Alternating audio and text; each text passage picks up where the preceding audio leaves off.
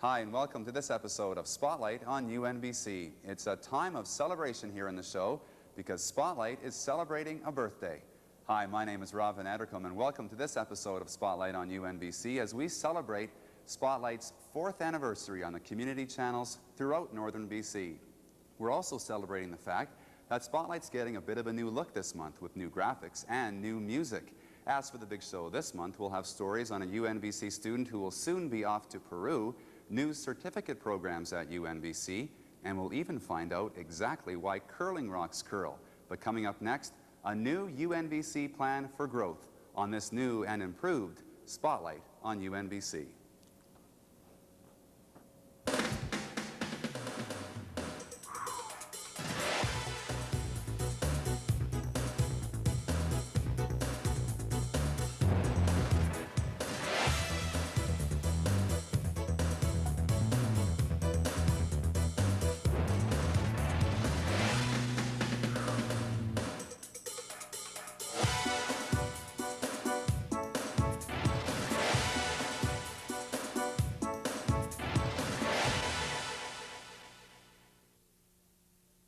Spotlight on UNBC is 4 years old this month, and when we first hit the airwaves back in February 1993, all aspects of the construction of UNBC were in full swing. Clearly, UNBC is not in the same startup mode that it was 4 years ago, but the university is still experiencing tremendous growth. Consider that over the past 2 years or so, student numbers have nearly doubled, and they may double again within 5 or 6 years. Managing that growth is the goal of the UNBC Planning Committee, which took about a year to produce a 5-year strategic plan for the university. UNBC President Charles Jago was the chair of that committee. The plan that we produced this year in 1997 is essentially, well, how are we going to make it work? What are the circumstances we're facing? What are the challenges we have, both in terms of the outside world and in terms of the functioning of the university? How do we make this place really fulfill the dreams that people had in the past? So we weren't dreaming. This is a very practical plan. It kind of sets the agenda for the university for the next 3 or 4 years and says, if we really want this place to work, these are the things we have to do. The report starts with an overall vision of what UNBC should be and also includes sections on student life, regional operations, and academic restructuring. Of course, for many, growth implies new buildings, and that's covered. There are certain capital needs that are absolutely crucial. The lab building is one of them, the library expansion is another one, and recreational and leisure space for students is a third. So we have to just keep pressing our case. We haven't overstated our capital needs. We've been very restrained, but my God, the ones we've said we need. And I hope that governments will be receptive. The growth, I think, involves the growth in student numbers, and within that context, the growth in the number of First Nation students who want to attract more First Nation students, the growth in the number of students accessing UNBC in Fort St. John or in Terrace or in Prince Rupert or Kitimat or Quesnel. So we're talking about growth within the region. We're talking about growing our very successful programs right now, such as natural resource management, commerce. We're talking about growth in terms of expanding the number of programs we offer. The committee didn't address that, but growth is a precondition to developing greater variety and diversity. We're talking about growth in terms of developing the technology for distance education, providing more courses on the web, more courses through interactive television. So growth is a theme that sort of encompasses everything we do. We're new. We're at an early stage of our development, and we've got a lot of development to take place in practically every area of activity.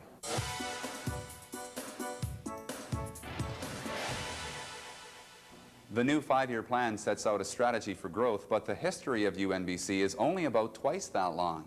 It was exactly 10 years ago when a group of 40 people got together to discuss what must have seemed to be the remote possibility of having a university in northern BC. Well, 10 years later, they got together at the Prince George campus to relive those times and see the results of those early meetings. probably the thing that sticks with me more than anything else was something that occurred way back in the early days when we were signing up the petitions, the 16,000 support petition. So that would have been 1988, I suppose, about a year after the first meeting of the No Name Group. But at any rate, we were up at the exhibition, Ron East and I, selling these $5 petition support memberships. And I'll tell you, it was a tough sell. Very few people were interested. Very few people had an awareness of what we were trying to do. It was in the very early days of stimulating the northern support, which, of course, ultimately did the job for us. But this was before that support had really crystallized. And I remember speaking with a teacher from Vanderhoof, and I said, would you like to sign our petition support program, and it only costs $5.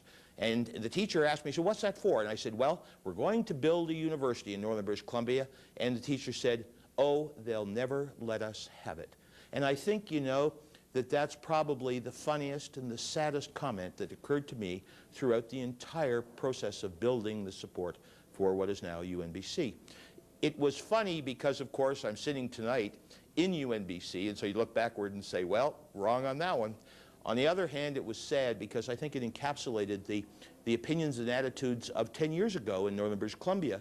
It seemed to me that the magnitude of the undertaking was such that the city of Prince George didn't have enough strength and power to put it together. That is, to do a thing the magnitude of which was being proposed, there weren't enough what I consider to be shakers and movers, leaders in the community to take this thing and let it go.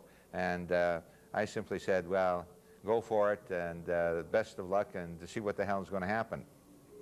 And, you know, and I'm here 10 years later, eating my own words, and very proud to be part and parcel of the whole thing. But you're right.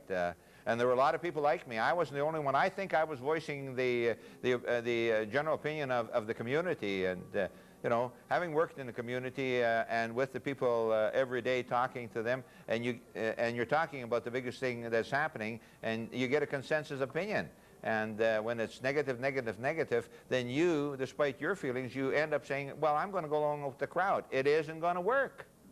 And of course, there were a lot of people who were much more optimistic, and I think we have to remember one thing, and I've learned over the 22 years that I've been in this community. Napoleon Hill, in his book Think and Grow Rich, said, what the mind of man can conceive and believe, he will achieve.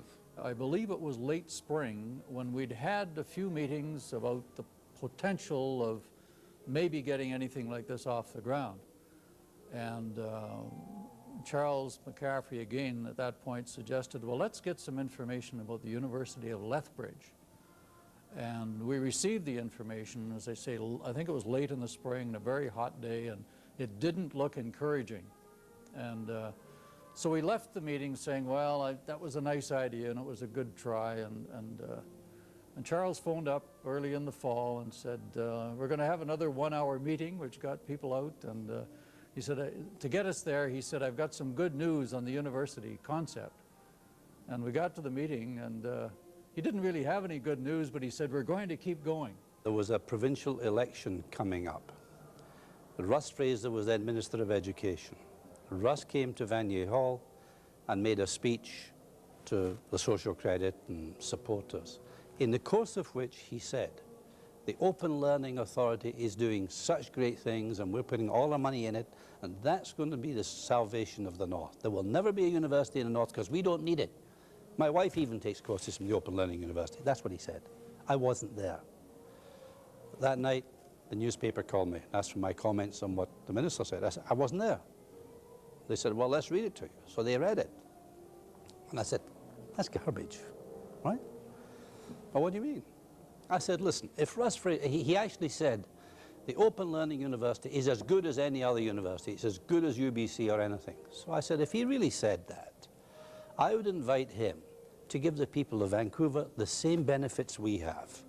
Stop funding UBC and SFU and give them all the Open University, right? And save himself hundreds of millions of dollars. Well, the Citizen carried that story, and the radio station carried that story, and the next morning, I got, pardon the expression, my ass really roasted by the Deputy Minister. What what do you mean by saying this? I said, well, you know, I had to say something. And then to make it worse, a couple of weeks later, the leader of the NDP came to town, and in the course of his speech, he referred to what McCaffrey had said about Russ Fraser. So that reactivated the story, and I got crucified again, right? And that stuck in my memory because I'd been working on the idea of a university in the North for a long time. And when Fraser said that, it became clear to me they'd made their mind up. The Open University was going to be the solution for the North unless we moved very quickly. And so we called the first meeting. I had a series of meetings, and we finished up picking about 25 people and called a meeting. And that meeting was very simple. Basically, I said to people, if your young people are going to have the same chances as anybody else, there's got to be a university in the North. Everybody agreed. I said, secondly, there is no way any government in Victoria will ever give us a university. It's too expensive. They all agreed. So I said, fine. In that case, we better do it. We'll make them. And so the process started. A UNBC history student will be going to Peru soon with World University Service of Canada. The organization is 50 years old and fosters exchanges with developing countries. Shona Taner will be going to Peru to conduct research on Aboriginal educational systems.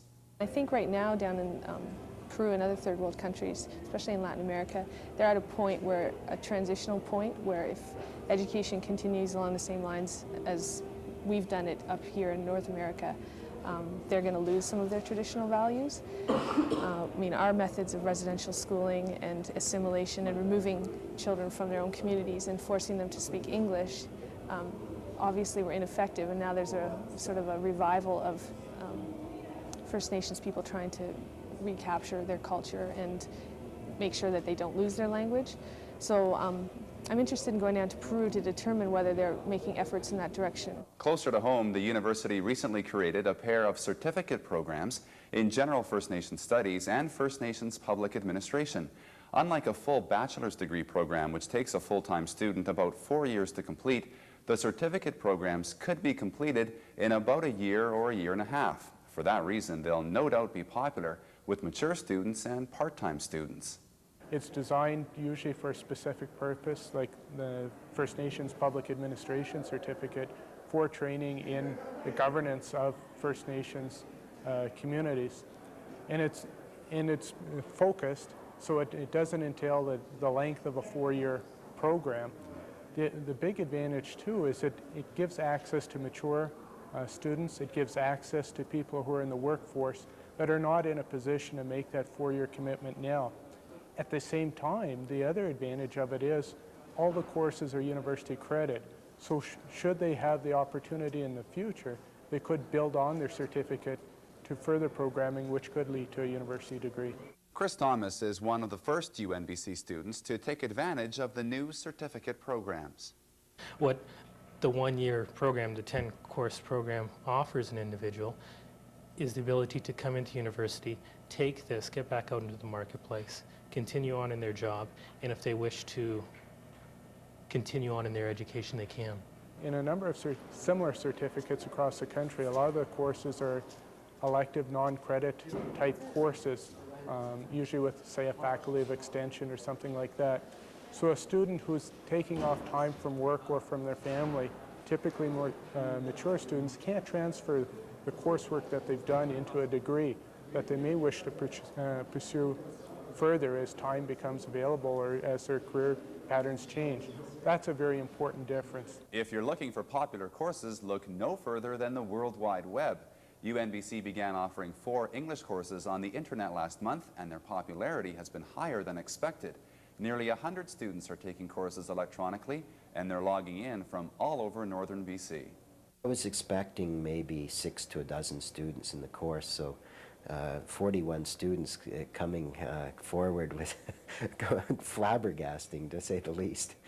My course is a creative writing course, and so it operates a little bit differently from the other courses because students go to a workshop page and enter in their poems and then receive feedback from other students in the workshop, and that's the primary focus of the course. The meat of the course is right here, the poetry workshop. And you click on there and you come to the forum, and then you click in here, and suddenly you've got all the topics that people are talking about. And each one of these at the moment is showing different students' poem, and you can just see how many are in here already. I'm just clicking down. I'm not even halfway yet, and those are all the poems that have come in. And if we just take one at random, I'll just go down a bit further, see them flying by there. I'll just grab one of here. I can click on here and get all the messages. Now, so far, there's only been one message, and that'll be the poem itself. The first one is usually the poem itself, and we zip in there, and there's Tyson Hodgson's poem.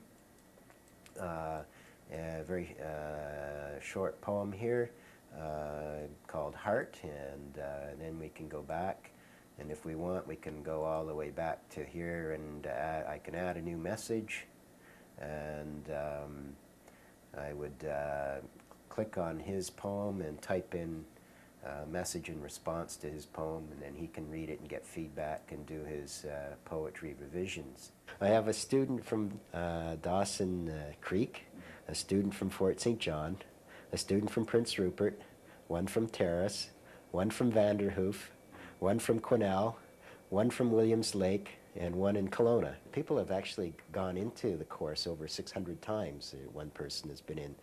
And so, you know, many people have been in hundreds of times already, going back and forth to the course. So lots of activity. Poems are flying across the internet, and students' comments are flying back, and it's chaotic, but it's fun. And one student from Quesnel sent me an email saying, "This course is a real blast."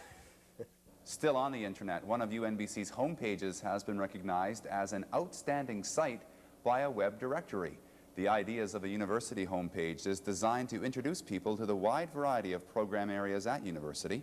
In the review, the website was commended for its high standard and usefulness. The Ideas of a University is accessible through UNBC's main gateway homepage at www.unbc.edu.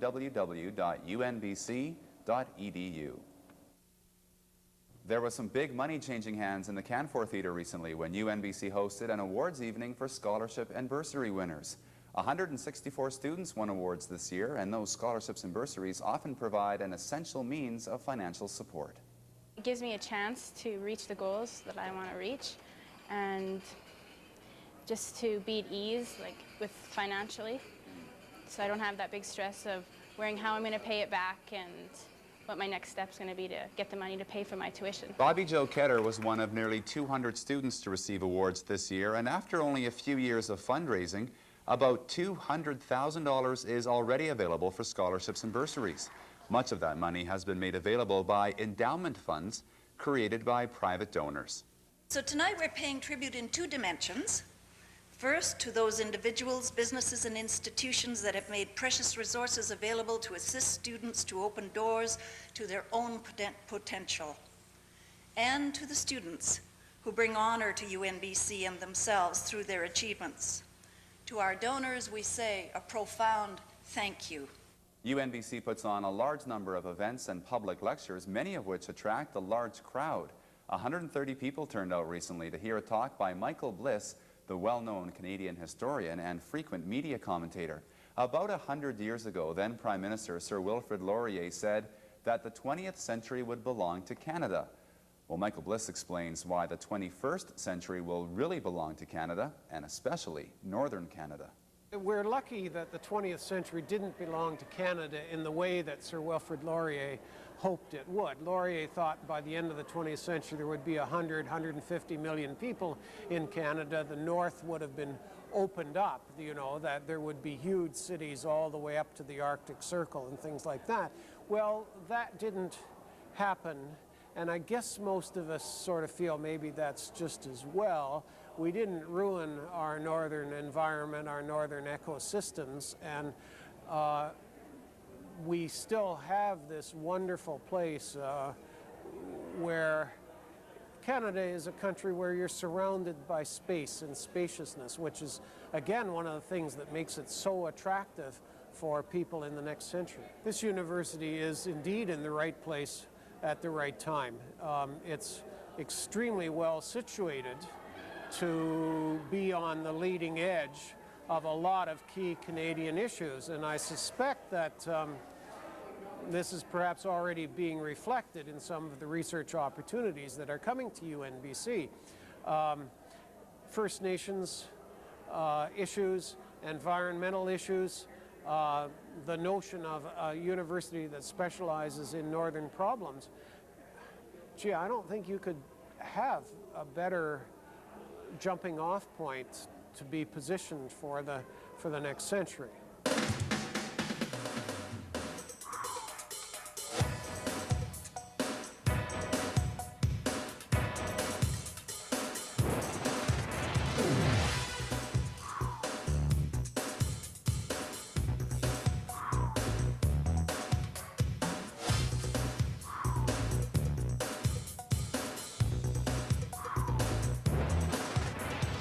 As Michael Bliss says, the country is full of space, and no one would agree more with that statement than the people involved in search and rescue associations across Canada. UNBC students and employees are involved in local search and rescue associations, and they're usually busy at this time of year. As you know, the media is quick to cover stories of stranded skiers or mountaineers. Finding lost people costs about $25 million each year. And UNBC Resource Recreation and Tourism Chair Alan Ewert is working on ways to make the system a little bit more efficient. We know that there are a couple of demographic trends that are going to impact this search and rescue, both in British Columbia and in Canada in general. One of those trends will be that there will be an increase in people engaged in some form of outdoor recreation, be it backcountry types of experiences or front country, car camping, setting up the tent, those types of things. Secondly, we know that the population is aging. Now, take those two combined, and we're anticipating that there will be an increase in search and rescue activity within the next 10 to 20 years. Search and rescue is already a major force across the country. 300 new search and rescue associations have emerged over the past few years, and like I said earlier, it costs about $25 million a year. How to make the system improve is the goal of the project Alan Ewert will undertake. What's happening across the country in terms of numbers of incidents, types of incidents, who's using search and rescue, populations at risk, those types of things. And then to provide the government with some information from which they can decide what's the best search and rescue type of structure that Canada needs in the next century. UNBC's involvement with search and rescue goes beyond a research project. Dave Merritt is a resource recreation and tourism student, and he has been involved with search and rescue for a number of years. Yeah, the amount of information I've got from our group here in town to help in my schooling, and like I said earlier, in my outdoor activities has just been phenomenal.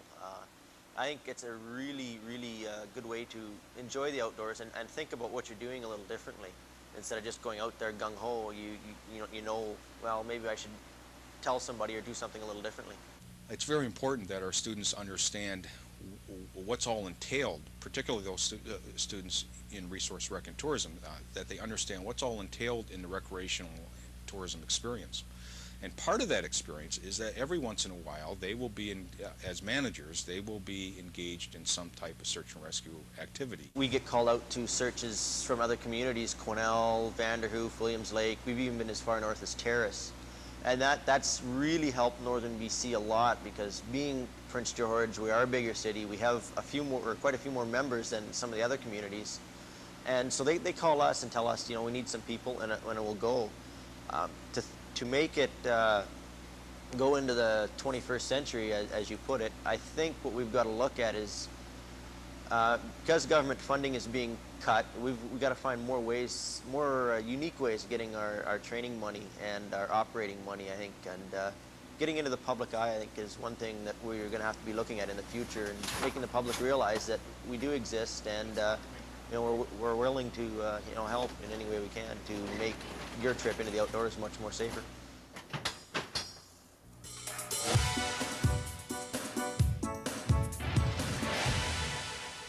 Think of a popular spectator sport, and if you're like me, you'd immediately think of curling.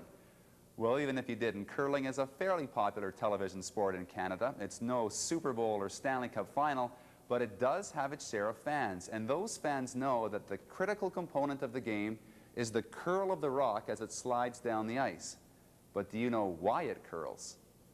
I would imagine because the lead edge of the rock has a tendency to bite into the pebble harder than the back end of the rock, therefore allowing the back end to swing away from the line that you're wanting to curl your rock to curl to. Why does a curling rock curl? Because you turn it. You either turn it inside or outside. And the ice is sloped like this. And that's all I know. You think the ice is sloped? That's what somebody told me. A curling rock curls because of the condition the ice is in with the pebbling that is done before each game. The weight? A curling rock curls because of a difference of friction between the inside and the outside of the rock as it moves down on the pebble of the ice. I don't know. I don't know a lot about curling. UNBC Physics prof Mark Shegelski and Ross Niebergall from the Math department devoted some spare time, okay, a lot of spare time, to scientifically explain exactly why curling rocks curl the way they do. What you see are the actual formulae. Luckily, we have a hands-on explanation. The back part of this contact ring here, as it moves over the ice, it melts the ice. And because the rock is moving slow and rotating slowly, that liquid that's created can be carried around with the rock to the front. And so now the front of the rock enjoys all this good lubrication from the liquid that's underneath it because it was created at the back, carried around to the front. And so the front has that liquid underneath it, but the back still has to produce that liquid, and so the back is very sticky, whereas the front is very slippery. Now, because the back is sticky, if it's rotating like this, so the back is moving to my right, the frictional force is always opposite, and so it's going to be to my left. So a rock that's rotating like this is going to move to the left as it curls and moves into the house. If you think about sliding an object on a surface other than a curling rock on ice, for example, if you were to slide something like a coffee cup or a tuna can on a smooth table or a floor, in general, if you give it a rotation, it will curl the opposite direction from what a curling rock would curl on the ice. So the fact that this is sliding on ice actually makes a significant difference to the motion of the rock. Well, when I first started curling in the mid-'80s, the first thing I wanted to know was why it moved the way it did. And the people that I curled with had no explanation, really, for this. So I tried a few simple explanations on my own, and no simple explanation works. So I kept the problem in mind always and tried to find something in the literature, but there was nothing there either. That's one of the things that interested us in this problem was that the answer is certainly far from straightforward or simple. And in fact, physicists within Canada and also internationally as well have spent some time trying to figure this out as far back as the early part of this century without any success. In fact, in the 20s at the University of Saskatchewan, physicists built a machine to propel rocks down the ice in a consistent way to try and analyze the motion, apparently without success.